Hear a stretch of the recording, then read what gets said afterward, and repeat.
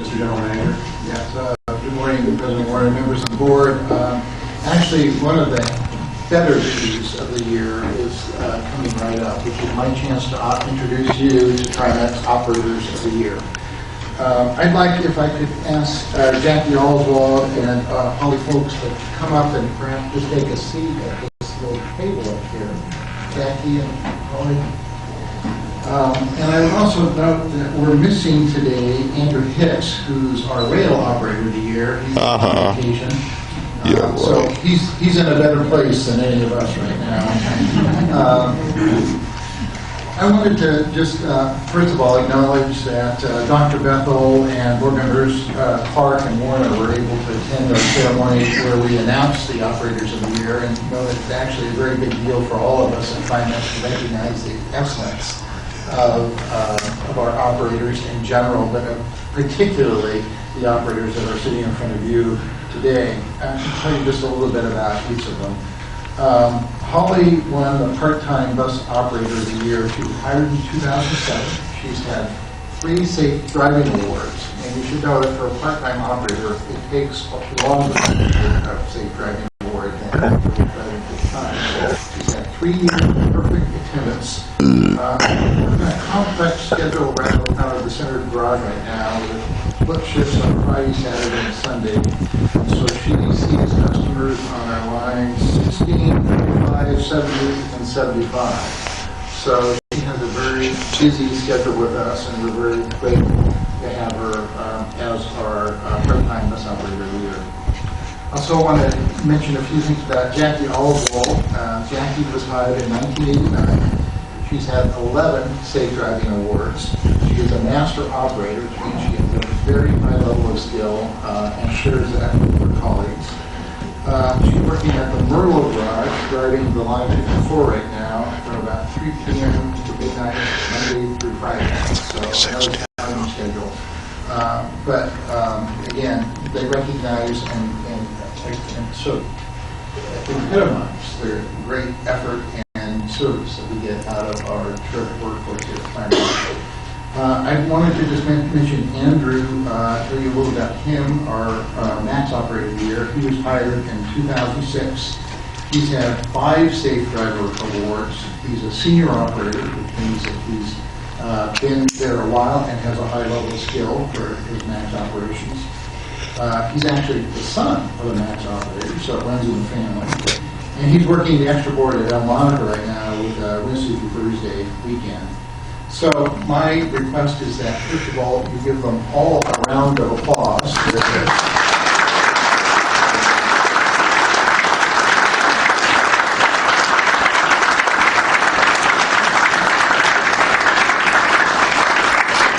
I would hope the board members could join me in a little line up in front, and we'll have pictures taken with the operators of the year, and I'd like to present them also with the posters that will now embrace Trimet vehicles so they will become world famous.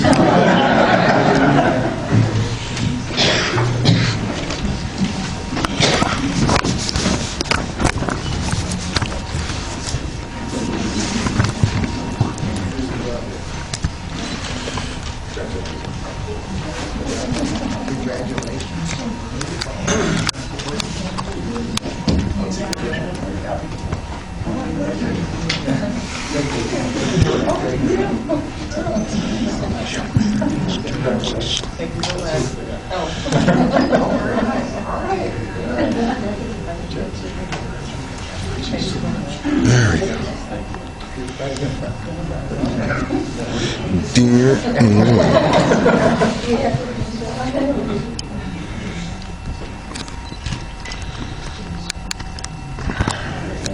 Thank you.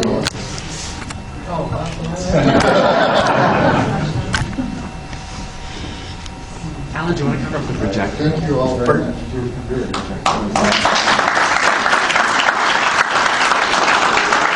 Dear Aaron. We'll try to find another occasion that you can meet Andrew, perhaps a MAX ride along the way. Also a great example of Trimet's great service. So, Mr. Board President, I think I want to turn it over to you for a few minutes. Yes, thank you, Mr. General Manager. First off, I just want to again comment on the great drivers. It was a pleasure to be at the ceremony where all of the drivers were introduced to nominations, and I was impressed with all of the drivers, the driving records, the accommodations, and just the overall, quite frankly, excitement about being a Trimet employee and working on the buses and light rail system. So again, hats off to those folks. Those are the folks who do our jobs and make us all look good. So thank you again to the operators of the year. Yes, what I wanted to do right now. Yes, please. Before we go, I think one order of business, if I may. Please. I'd like to move the adoption of 1206, 51, and 52. And what is the director's asking is we pull the items off the consent agenda, and we will actually do the resolutions recognizing those three individuals right now. And so I'm fine with doing that. Would you like to make a motion to that? Is what we said? Yes. Okay. So Second. Okay. Motion and second to approve resolution 12-06, 50, 51, and 52, which actually are the formal resolutions by the board recognizing the operators of the year. With any further discussion? No? All those. Well, I was going to give, if I may, I'd just like to say, one of the really cool things about being on the board is occasions like this. Trimet really does have a fantastic workforce to see examples of these individuals here in Andrew. I think it's really appropriate to honor you for your good service and thank you. It means a lot to all of us on the board and more importantly to our customers. So thank you so much. It means a lot. Thank you. Thank you. Are we ready to vote? Okay, those all in favor of the motion signify by saying aye. Aye. All those opposed? Motion is approved unanimously. So those items will pull from the consent item. We'll approve those separately. All right, so I'm going to move forward for something that isn't actually noted on the agenda, but at the last month's meeting, we had a discussion of a budget statement from the Trimet board that really outlines where we are in the budget and the decisions that were made in the budget, and also gives the staff some direction about where we need to go in the future to address some issues that we've heard about during the budget season. And what I want to do is go through this very quickly and ask the board to adopt that when we're done. But I wanted to make sure we're all on the same page. And Director Clark, do you have this document in front of you? Yes, I do. Okay, good, thank you. So I'm going to move through this very quickly then. I won't read all of the preamble to this, but in essence, the board mandates the things that we felt important for this fiscal year were, first off, the low-income mitigation strategies. And it's too bad Director Zaragoza is not here today because she made, as part of the budget discussion, that we would dedicate $1 million from Trimet's contingency fund to implement mitigation strategies for those most impacted by the fare increases. These strategies should include partnering with long-standing and new social service agencies to set eligibility standards and to help administer these programs. And so I think that was something that we all agreed on and voted last meeting. Any further discussion on that one? Okay.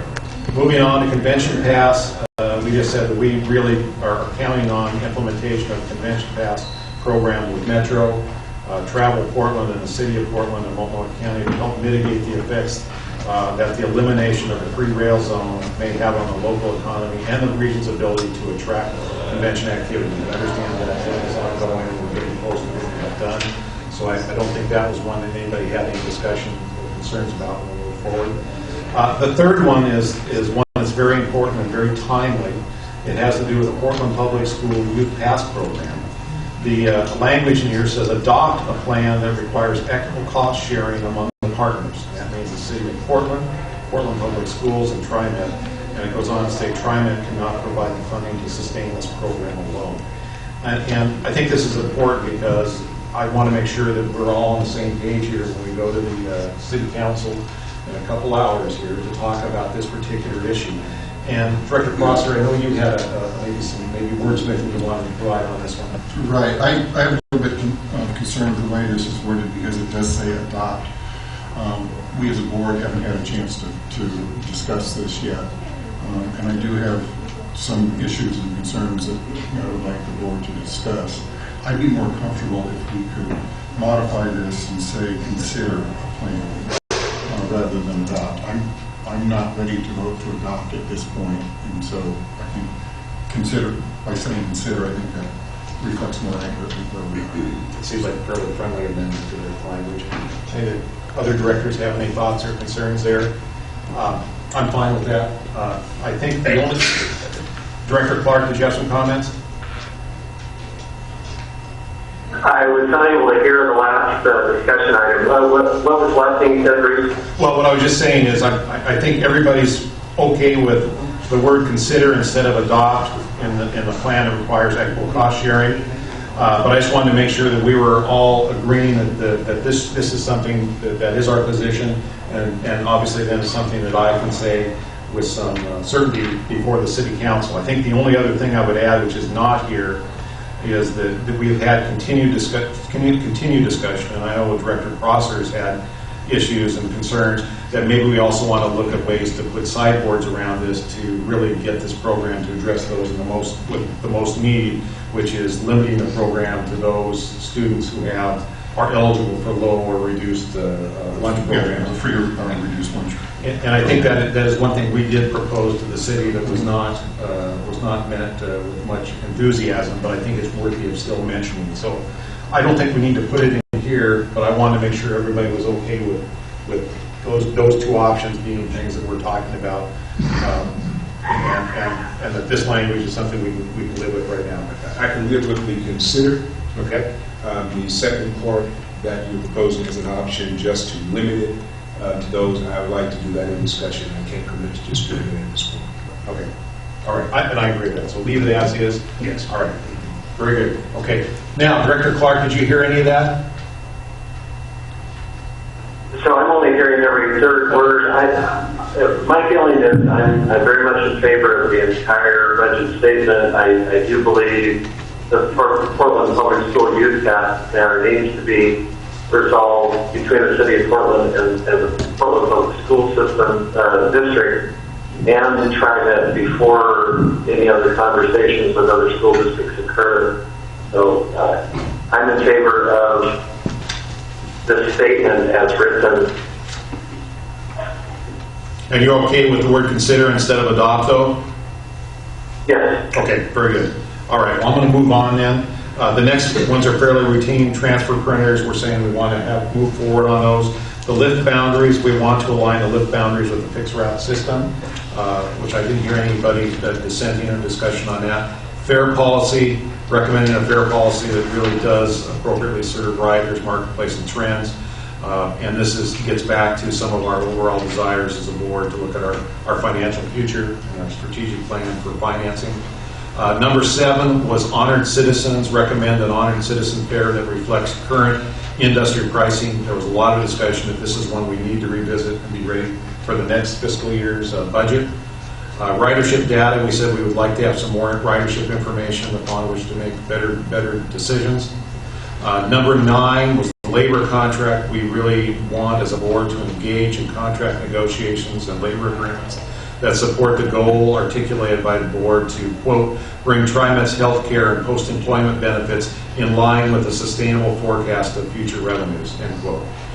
I don't know whether we want to discuss that, but I think that was fairly well agreed upon by everybody on the board. Additional revenue generating ideas, we had a lot of those ideas brought forward in the budget process, and we're just saying we want to identify viable new revenue generating possibilities. In fact, the general manager and I had some discussions over a cup of coffee this morning about some things that we might want to look at in the future. Portland streetcar, a lot of testimony about the Portland streetcar, and what we're saying here is we need to reach an agreement with a formal agreement, I guess is what I would say almost there, with the Portland streetcar that clarifies roles and responsibilities related to operation expansion and financial responsibilities. That's something we need to do. I think the language is fine, and folks, just stop me if you're not comfortable with any of this. On the LIFT program, we're going to have a discussion about that today. It says except the staff analysis, there would be no long-term savings. We're trying jumping ahead there, so maybe we should consider that and then adopt. So why don't I change the word from accept to consider and take action or something like that. on staff analysis, since we're going to hear about that in just a moment. The financial strategic plan was part of our overall retreat, that we need to create a plan that outlines the next steps in addressing Trimet's two basic structural financial problems, labor costs and diversification of revenues. All of us understand that and agree with that. Capital projects, as a result of testimony and just our financial situation, we said we need to commit to review the construction and operation of all major capital projects along with the operational of financially supported, effective, and safe existing transportation services. In other words, not sacrifice existing services for the system expansions. And then finally, which I think is the thing that we all want to do, is partnerships, as we work in partnerships with everyone to provide transit service that appropriately serves the region residents, economy, and livability. And I think Dr. Bethel is the one who actually wrote the language that's here from our retreat. So, any further discussion on the board statement on the budget? Not seeing any. Director Clark, any comments from Washington, D.C.? Further comments, I should say? Board members, and I think we want the public to understand, our citizens and customers, our partners in this, to understand this is the basis upon which we operate Trimet now and in the future, and it's a strong statement of commitment to the community. Right. I didn't read all of the stakeholders. The way it's written, it says public, transit riders, regional government agencies, and employers. And so that probably encompasses the majority of the folks out there, but it is meant to be all folks who share in the need for Trimet to be successful in transit service. So thank you. So with that, then, I would ask if there's a motion to adopt this budget statement from the Trimet board. So moved. Second. And that's with the changes as presented by Director Prosser. Okay. And yourself. Well, yes, thank you. Thank you very much. So we have two minor amendments to the statement as drafted. So with that, all those in favor of adopting the budget statement, so signify by saying aye. Aye. All opposed? Okay, thank you. All opposed? Hearing none, this motion passes unanimously. Thank you very much, everybody. All right, moving on. Redistricting and lift cost analysis. And we understand we've got a PowerPoint, or are you? Yes, so perhaps, maybe, Mr. Board President, as we set up the PowerPoint, I can give you also a quick update on the Portland-Milwaukee project. I also wanted to bring up one guest related to just an update on that project. But let's go ahead with the redistricting. If Josh, if you'd like to join us up here. And as you all know, we've got a new census. And as we have been studying throughout the budget process, we know that there's been major population shifts throughout the metropolitan area. And so, guess what? That affects your districts as well as every other elected body or appointed body's districts throughout the region. The Secretary of State is responsible for setting those district boundaries. We're very pleased to have Josh here to present the findings related to the equalization of population within the district boundaries. I would generally say, and I think we'll go through this, that the changes are not dramatic. They're pretty minor at the edges as recommended. But I'd like to have the chance for Josh Goldberg to go through this with you. Josh? Well, thank you so much for having me today. For the record, my name is Josh Goldberg. I'm a policy assistant for Secretary of State Kate Brown. And I'm here today to present a proposal drawn up with the Secretary of State's office in partnership with Legend Consulting, who we work with for a population analysis and then to draft this redistricting map as well. I was hoping to touch on three things in my presentation. One, just a little bit of background behind this project, hopefully put this in perspective. Two, a brief analysis of how we got to this proposal. And then three, next steps, looking for the direction of the board for final adoption, not moving this map today. So just as some brief background, Oregon State statute tasks the Secretary of State's office every 10 years once the census is released to equalize the population amongst 4 district members for transit districts. This primarily affects 3 transit districts. It's the Salem-Keizer District, the Lane Transit District, and Trimet. We've worked with both Salem-Keizer and Lane, and they've adopted our redistricting proposal there. And I just wanted to briefly walk through sort of the process of how we came to this. In an open bid process, we've contracted with Legend Consulting, and it's been a pleasure to work with them. They have expertise both in GIF technology as well as redistricting. Its principal is Wayne Coffey, who I initially met at the Capitol. He was the point person in the legislature for congressional and legislative redistricting. And so it's really been a pleasure for us to work with him because he has multiple expertise in this exact area. As I believe the public can see on the screen above you, as well as in your briefing notebooks, we've come up with a brief overview of the redistricting proposal, and we can walk through some of those changes as well as dig in deeper. I also have the capability to do street level views if there are very specific questions about the proposal. And so at this point, we're really hoping to get the board's direction on what they would like to see from a redistricting plan, as well as any comments or feedback we have before moving for final adoption at a later meeting. So initially I will say, there has been some area change. It may not come as a surprise. There's been notable growth out of Washington County, particularly in the first two districts, where the District 1 has about 20,000 population over the ideal district, and District 2 has about 10,000 over the ideal district. And I believe we break this down by district as well in your board proposals. I think this gives a brief overview of where the population changes, what we're recommending occur.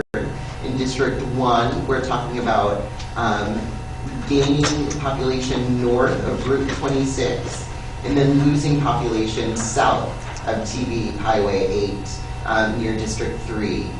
In District 2, you'd lose that population north of Route 26, and then lose a little bit of pocket of population in North Portland. In 3, you'd be gaining some population south of TV 8. In District 4, which is southeast Portland, it's been relatively stagnant growth and unable to match the population growth in the other districts, and so it would pick up a little near the Gladstone, Johnson City area in Clackamas County. District 5 will remain pretty stable. It'll gain some population south of 84 and north of Burnside. District 6 will gain a little population. This is around 148. And District 7 will gain this population from District 3. This contains the Sherwood area. I'd be happy at this time to answer any initial questions or concerns by the board members, and can proceed to a street level view. If the board member doesn't need it, I'd also be happy to send them a link to this presentation for their consideration. So thank you very much. I know there's probably some comments and questions from various directors on this item. Maybe I'll just start in my left here, Director Prosser. Okay. Josh, for your information, I am District 7, and at least geographically, it looks like I get the biggest changes. I really don't know how to react to this, and because I understand, redistricting is very complicated and very difficult. But my overall concern is, I'm picking up quite a large area outside of Clackamas County. Given some of the issues and concerns in Clackamas County, we're really being split between two different districts at this point. Ideally, I'd rather see that more compact. Having said that, I have no idea how you would go about achieving that. One of the things that I'm trying to do personally is to reach out more to groups and jurisdictions within my district, and this adds quite a bit to do that, and so that's supposed to kind of give them thoughts. So that's for what it's worth. Just some of the thoughts I had when I looked at this. Well, Josh, for your information, I represent District 6, and frankly, there's not much change there, so I wouldn't have a lot of thoughts or concerns about that. I represent District 5, and I have no comments. Thank you very much. No, we're not done yet. So, Director Clark, do you have any comments or thoughts on the redistricting proposal, the draft that was put together by the Secretary of State? Thank you, Bruce. I wasn't able to hear what Craig was saying. I do have a concern, however, in respect to separating basically Tualatin in half along 12th and Sherwood Road and Sherwood. I'm sorry, I'm in a Smithsonian building. I apologize for the noise. Waiting for a meeting. But I think what this is doing is separating communities of interest, not only in reality in terms of Tualatin, but figuratively in respect to Sherwood from King City and Tiger and Durham, communities that are of quite similar nature in terms of service district issues, in terms of employment perspective, residential needs. I realize redistricting is a complex task and it's like three-dimensional chess, but I think one of the goals of redistricting is trying to serve communities of interest. And in this case, in the southwest corridor of District 3, I think we're not achieving maintenance of communities of interest at a time that the region will be exploring the southwest corridor of particular note. I do think certainly Craig or any future representative of District 7 can provide very good representation, but I'm not sure that the spirit of redistricting is achieved in this manner. Thank you. Good comments. And I guess I would just say the same thing. I think the 7, I don't know, that may be worth just looking at that a bit to deal with the communities of interest and see if there's any way to move some boundaries around. I don't have any suggestions right at the moment that could help you in this one, and I appreciate that it's very hard, but that's the one thing I think that you're hearing from about 3 folks that may need some, just a little additional work, and maybe staff can work with you and see if there's any other options that could be done there that would also, again, allay some of the concerns we heard today. Okay? Thank you very much. This was very helpful, and the timelines again for the actual decisions, the actions that will need to be taken? Those we were hoping to work out with staff and the board. As a policy, it's not something that we recommend to move for adoption at the first sight, right, the proposal, and so it's something that we'd like to work with the board. We wanted to give the board enough time to review the proposal.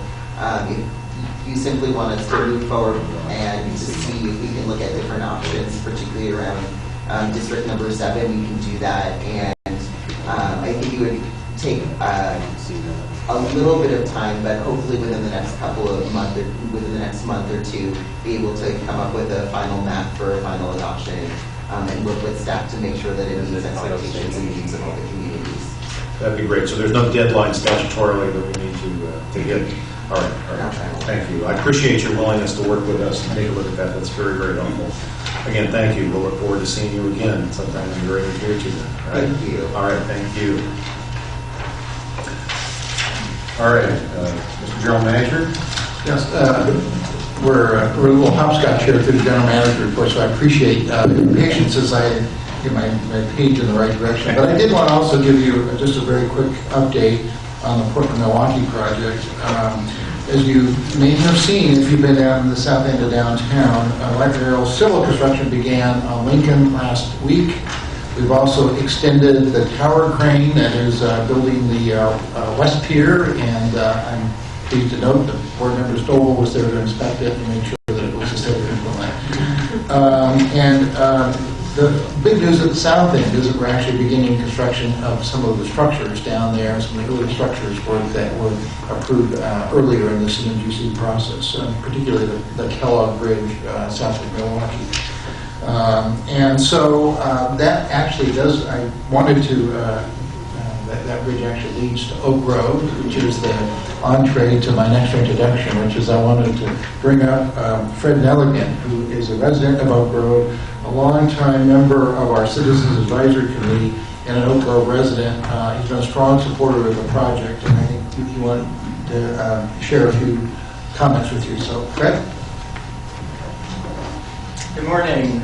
My name is Fred Nelligan. I live in Oak Grove. I'm on the Trimet Citizen Advisory Committee representing the Oak Grove Community Council. And I just want to let you know all's well in Clackamas County. What I do is I have been bringing to the Oak Grove community concerns, issues about the Portland Milwaukee Light Rail project, and then working with Trimet staff and Clackamas County staff and Milwaukee staff, and it's been an amazing process. I've been doing this now for 2 years.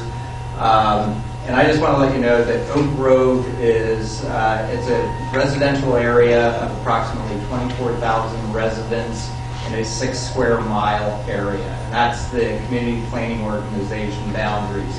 And it's unincorporated Clackamas County. And one of the problems that Oak Grove has had over the years that in many respects this light rail project has already started to address is building community identity. This light rail project has already been a catalyst for Oak Grove, the community leaders taking charge of its future, our future. Light rail, we all believe, will aid in the economic transformation of the 3 miles of McLaughlin Boulevard that is currently, and has been for several decades, blighted economically.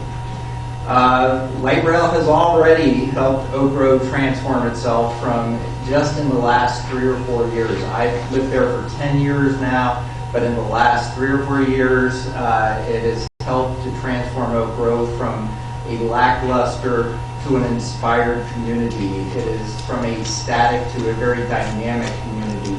And one of the things that we've actually been working on is in creating community identity has been to work with ODOT and Clackamas County on getting community welcome signs. And this is actually to show you this is one of the rejects. It was too small, but we've got now, Oak Grove now has an identity that we have not been working on in previous years. And it's the little stuff that brings a lot of excitement.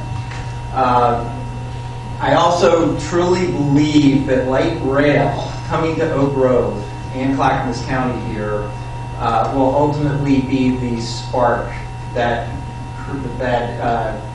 initiates the process, if you will, of Oak Grove becoming an incorporated city.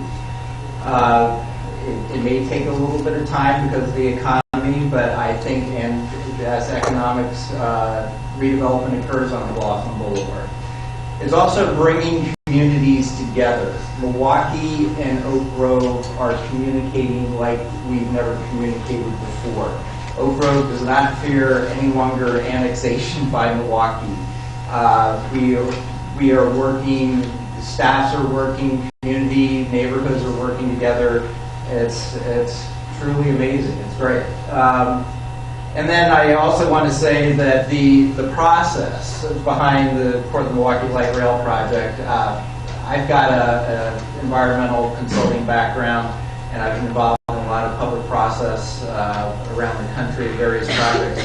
This has absolutely been the most extraordinary open process. And I've literally been in hundreds and hundreds of meetings. Today alone, I've got 3. And it's very open and very involved. And I take all this back to the community.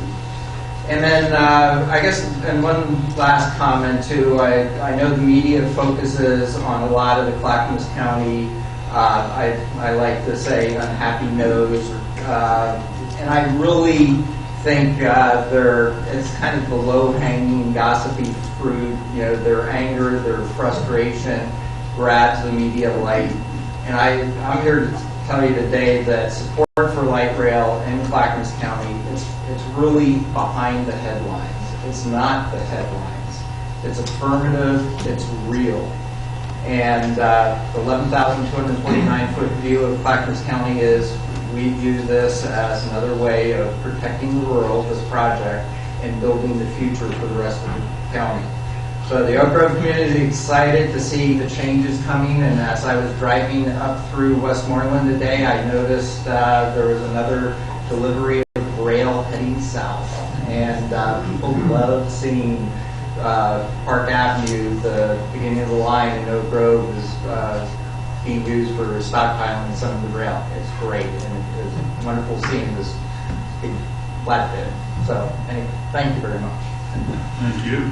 Thank you. For anybody have any comments or questions for Fred? Thank you for what you do, and you still haven't got approval from ODOT yet for the signs. No, and we appreciate all the support that we can get from the board for continuing to build Oak Grove's identity. So I don't have to send any emails. If you got a copy of the rejection letter, send it to me, please. Okay. Sure.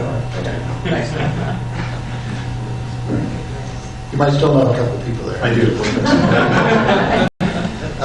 And finally, I did want to bring forward staff to review the lift cost analysis. You might recall at some point in time in some of your past meetings, it was brought to your attention that perhaps there was cost savings to try and bring the lift service in-house rather than our current contracted approach through First Transit.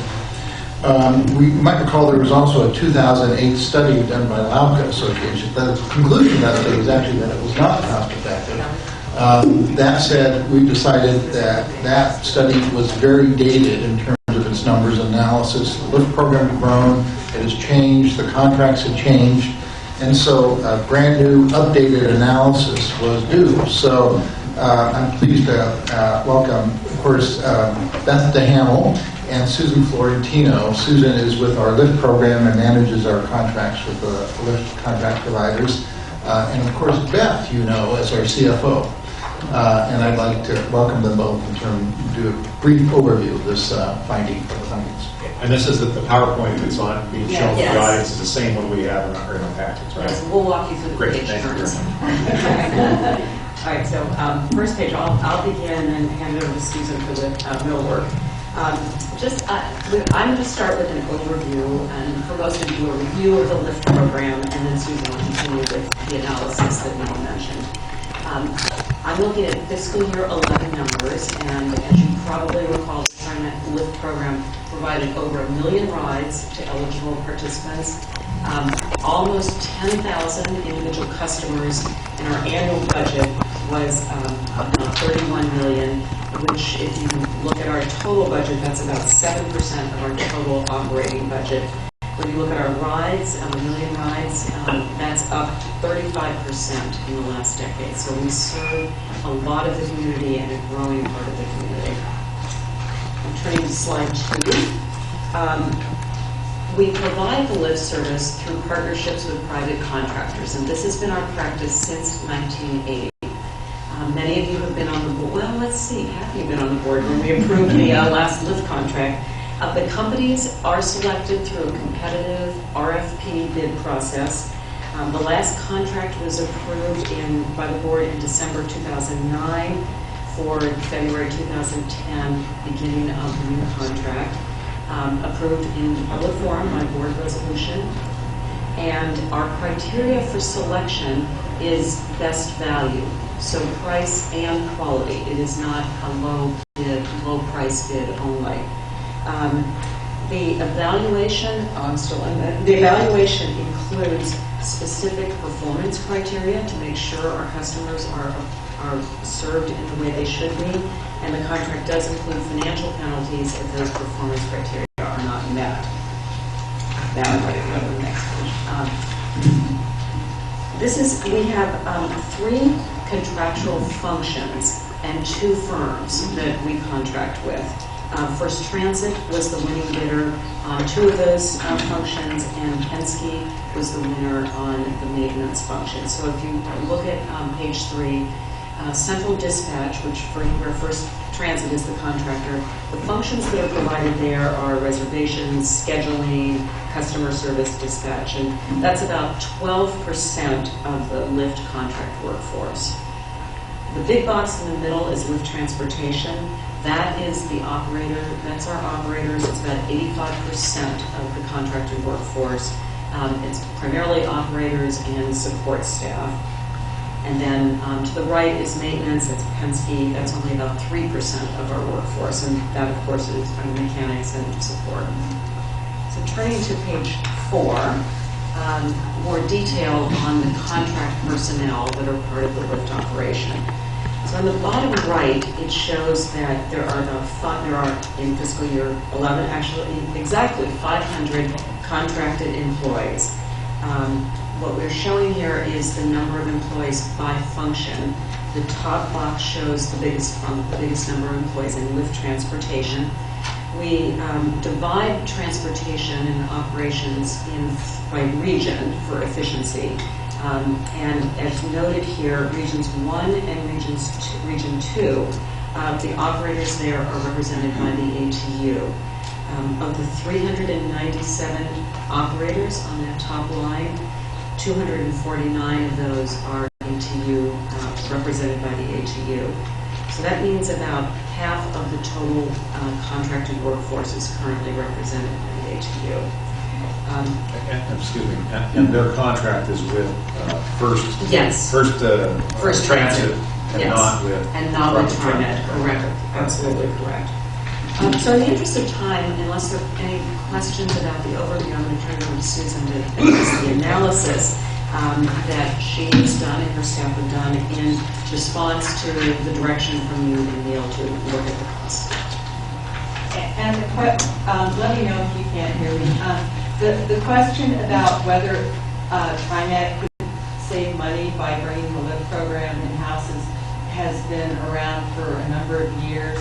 And I'm going to start with a little bit of background about a prior analysis that was done in 2008.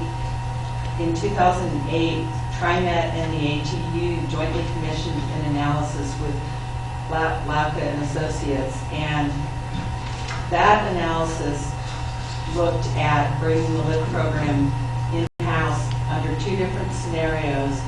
One would be if the Trimet wages and benefits were offered to the LIFT employees, and the other was if the existing wages and benefits as provided by the contractor were provided.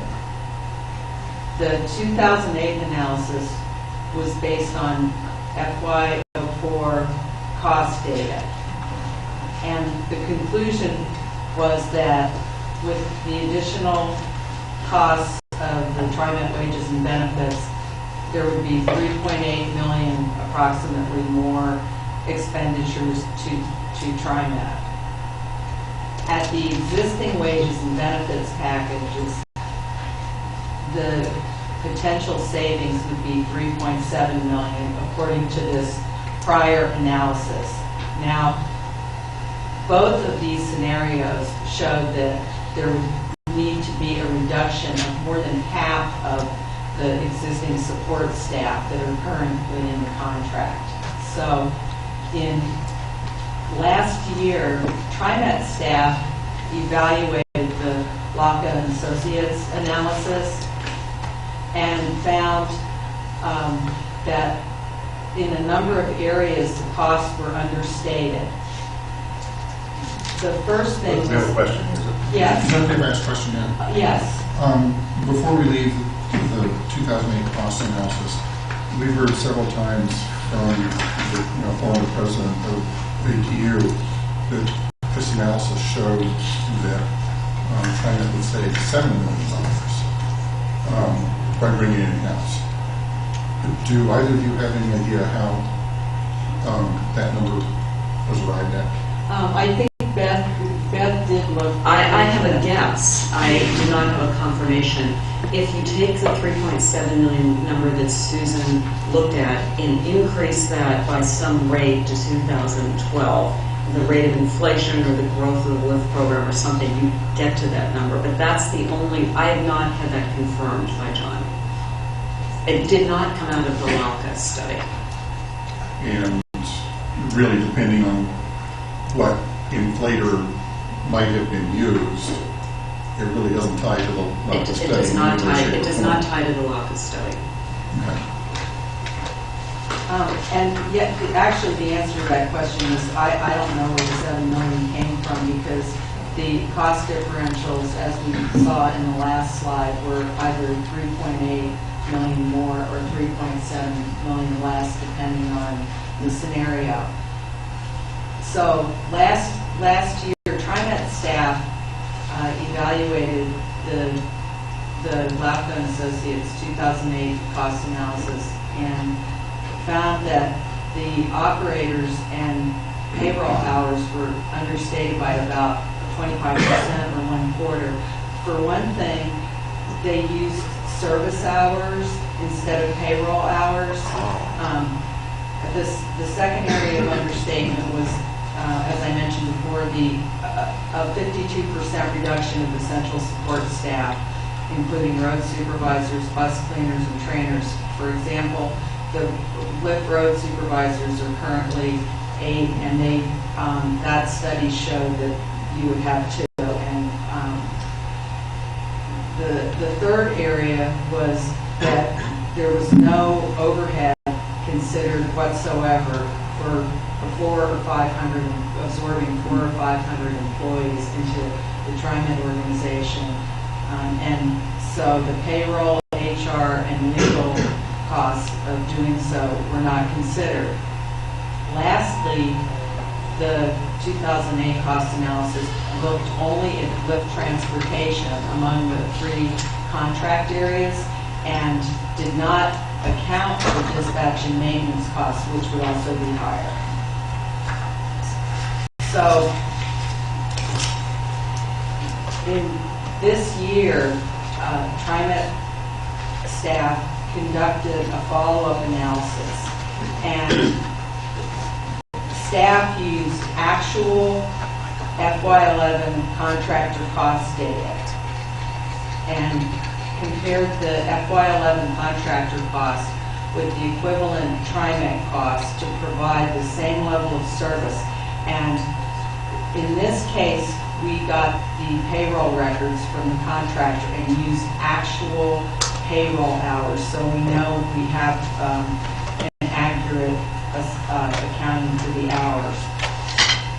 And additionally, we realized that the existing lift contractor support staff should be maintained, and that it wouldn't be feasible to absorb 500 additional lift personnel into the existing Trimet organization. And lastly, we accounted for the fact that almost all lift positions, including dispatch and maintenance, would become new union positions in the Trimet organization, and that they would be subject to the health benefit, likely be subject to the same health benefits and post-employment benefits. So on page 9, Please, before we go to page 9, in this context, would you help me distinguish between payroll hours and service hours? Yes, the lift contract, the transportation contractors are paid based on a service hour. A lift service hour is when the bus pulls out to when the bus pulls back in, minus the lunch. So that's the service hour. The payroll hours also include pre-trip, post-trip, all training hours, standby hours, and basically the non-revenue hours. So I think another way to state it would be that the service hours are revenue hours and the payroll hours are what is paid to the employee. And typically, when we've audited our contractors in the past, there's been about a 15% difference in that. So that's the difference between service hours.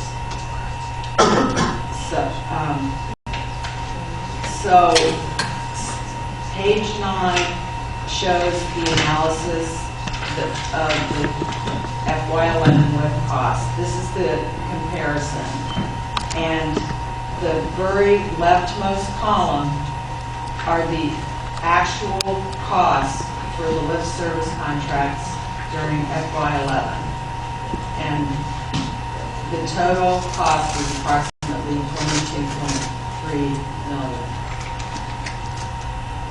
And just adjacent to that column is the cost accounting for the scenario with Trimet wages and benefits. And with Trimet wages and benefits, the cost would increase to $46.7 million approximately.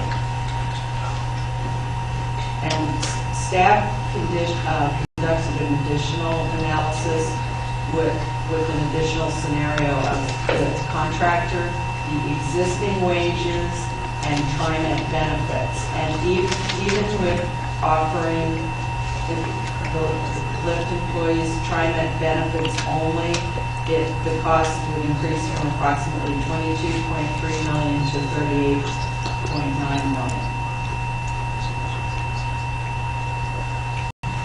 So if you look at the bottom three rows, the costs of the three contracts are total, and in the categories of total labor and materials cost, which for the contractor was $19.3 million, and with Trimet wages and benefits would be $43.7 million.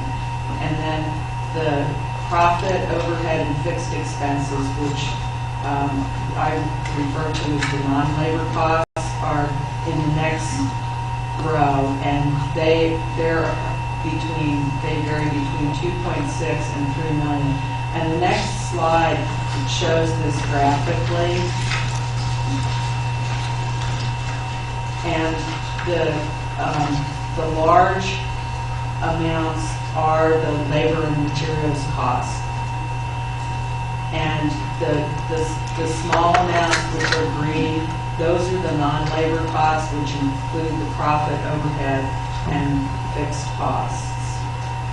So there has been some discussion that there would be savings in some of the non-labor costs, but as this chart shows, those savings would be very small in comparison with the increased labor costs. And another question that has come up is whether the Lyft employees could be hired by Trimet at the existing wages and benefits. And based on the Employee Relations Board and National Labor Relations Board precedent, over time, it's likely that Lyft workers would be merged into Trimet's fixed route union work groups. And even if initially they were brought in at the contractor wage and benefit levels, the bargaining would press for parity in wages, hours, terms, and conditions of employment. So, in summary, the Trimet would incur much higher labor costs, and depending on which scenario you looked at, with the Trimet benefits only, the additional expenditure would be $16 million. With full Trimet wages and benefits, it would be $24 million approximately, based on our 2012 analysis.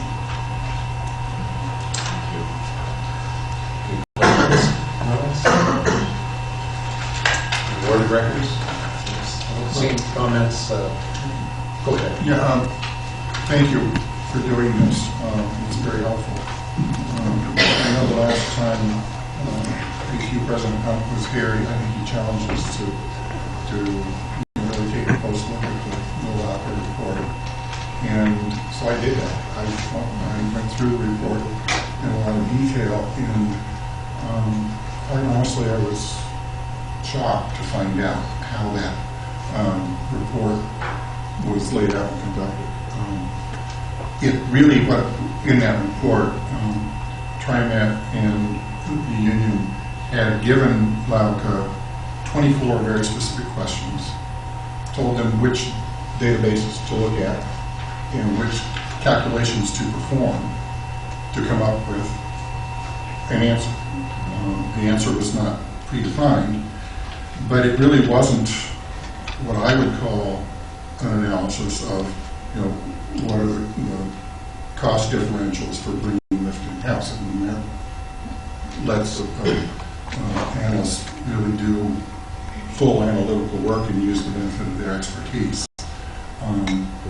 Based on that, on my own personal analysis, the Lauker report is not something that could ever be relied on to make a decision of this magnitude. The work you've done, I think, really does go to lay out all the factors that we should be looking at, and to me, it's a very open and shut case. We're doing fine the way we are. There should be no change, and hopefully that's the end of this discussion. Just a couple of quick questions in regards to, as I look at this information, this analysis that we've conducted, that you've conducted, and I'm challenged by the idea that,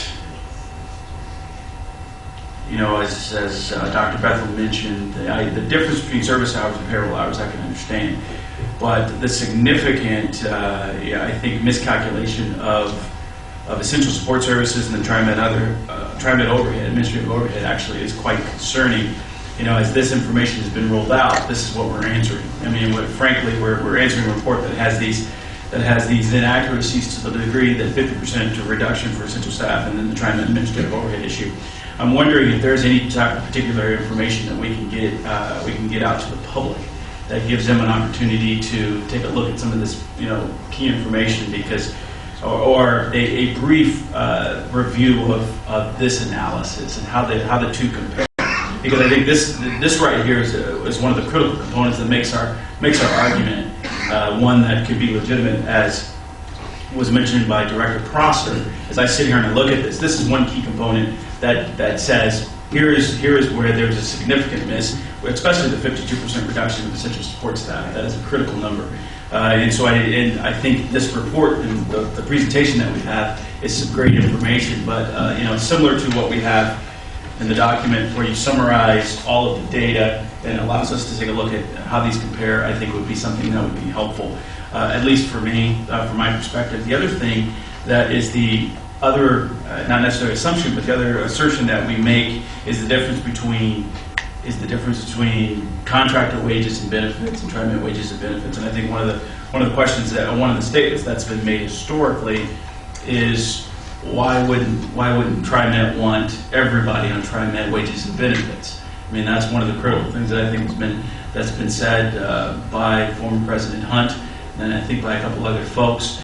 And so an understanding of where we sit in regards to Trimet wages and benefits compared to the rest of the nation is something that I think over time we'll have broader discussions on in regards to the labor contract that goes forward. I'm not looking for an answer to that right now. All I'm doing is pointing out that that's one piece that I think, and I've heard from some of my constituents that have said, well, I've heard about this lift analysis, and one of the things that you say is, well, there's a difference between Trimet wages and benefits and lift wages and benefits with your contractor. Why aren't they the same? And I think going forward, we'll have that further discussion as we talk about contract issues. If I could just comment on a couple of your points. This is in the public domain now. It's for the board, and we can make this available in any way you would like us to. And Susan and her staff have done incredibly detailed analysis, so we are always transparent and happy to answer any questions at whatever level of detail. And with regard to the contractor wages, I think it is important to state, I mean, the top operator wage under the contract is over $21. So we are not paying subsistence wages, and I think that's just an important number to get out there. The lift operators are skilled, they're excellent, and they're fairly paid. And the benefits are less, but as we've discussed in other forums, the cost of the average healthcare benefit for our employees is approaching $18,000 a year. The benefits for the lift operators and lift employees, contracted lift employees, are significantly less, but consistent with private sector wages, and they do have benefits. So I think those points, which have been sort of glossed over in the past, are important to have in the public. So thank you for your comments. Well, thank you. And my comment in regards to additional information would be only if the board's behest that we look to do any additional, development, so only if the board sees fit. And if I can make an additional comment about the wages and benefits, part of the 50% quality evaluation that's done for the lift contractors is to look at the wage and benefits packages to see if they're high quality wage and benefit packages to attract high quality employees. And during the procurement process, we heard from the contractor that they have very good purchasing power. As a very large company, they are able to get high quality benefits at a fair price. So that was part of our procurement process. Excellent, thank you. Dr. Becker, do you have any comments? Director Clark, any thoughts or comments or questions? No, I disagree that it would be good to post this on the website. I would encourage a brief note to the ATU executive committee that the analysis has been completed. Here it is, and thank them for their interest in this subject matter. Thank you. And I guess I would just say thank you for a very thorough analysis on everybody's part. Thank you all who were involved in this. It's just you. Thank you very, very much. I guess, I looked at the Lauco report, right, and I couldn't understand how there could ever be $7 million savings. And then I realized that, again, there was some assumption that the wages paid by the private contractor would be maintained. And I guess I would just say that I've seen in action that doesn't work. I've seen two unions come together into one organization that I have to manage, and within 6 months, the people who had less wages or less benefit were right up to the same level as the others who joined the organization. So that will happen if that is brought in-house. There's no question in my mind. It's just how quickly, whether it's 6 months or 2 years, but you'll get to that. So this is a very good analysis of what will be happening. And just for the record, you did provide this to the ATU and their committee, so they had an opportunity to review this and take a look at that. Did they provide us any comments? Or Received no comments. Okay, all right. Well, with that, go ahead. I might note we also provided it to the CAT committee and other people who have been interested in this program and expressed interest. I thought you had, so thank you very much for doing that. So with no further questions, thank you very much for that analysis, and yeah, we will use this some more, I'm sure. Thank you. So is Mr. General Manager, are there any other items for us this morning? That concludes my report, so thank you very much. Thank you. Is there any other questions for the General Manager? Okay, then we're going to move right into the board reports from the Finance and Audit Committee. Director Schweitzer is absent. I understand that Director Prosser is going to give that report. Right, and Mr. Board President, I think there is a CAP committee report from Dr. Bethel. Yeah, we're going to get to that. Oh, okay. We're going to get that. so go ahead with finance. No, okay, please go ahead, fine. Okay. Just in the interest of time, I'll try to summarize pretty quickly. We met last on June 13th. Three primary agenda topics. The first was a meeting with our independent auditors, Moss Adams. We're starting our annual financial audit. So they explained their process and the areas to review. They always asked the Finance Committee for whether we had any areas of particular concern. So we just basically discussed with them their approach. They did point out that Trimet has always had strong internal controls and reporting. So they are now hard at work on doing the financial audit, and they will be back to meet with the Finance Committee in late September. The second item was discussing the budget and debt resolutions to be approved by the board. The committee confirmed our support of the debt policy and that the debt resolution was in compliance with that policy. And then finally, the committee reviewed the Finance Committee charter, which basically lays out the responsibilities of the Finance and Audit Committee and includes a list of potential topics for the committee to address before discussion with the full board. One topic to be considered this year is an adoption of a policy addressing the appropriate levels of fund balances and reserves for the agency. That is what we discussed. If there's any questions? Questions, comments? Director Clark, did you hear that? Very little, Doc. Sorry, Scott. Yeah, we're sorry too. Sorry, Steve. I tried. We'll speak up. Okay, with no other questions, I think we'll accept the report. Thank you very much. And then the last report, but not least, is the committee report regarding Committee on Accessible Transportation on CAT. Dr. Bethel, you have that report for us? Thank you. You have a copy of the report before you. I won't go over all of those. Just a couple of things I would like to point out is that the recommendations for appointments, I believe, have been forwarded to the general manager for the new CAT appointments. I think they're coming. They're coming.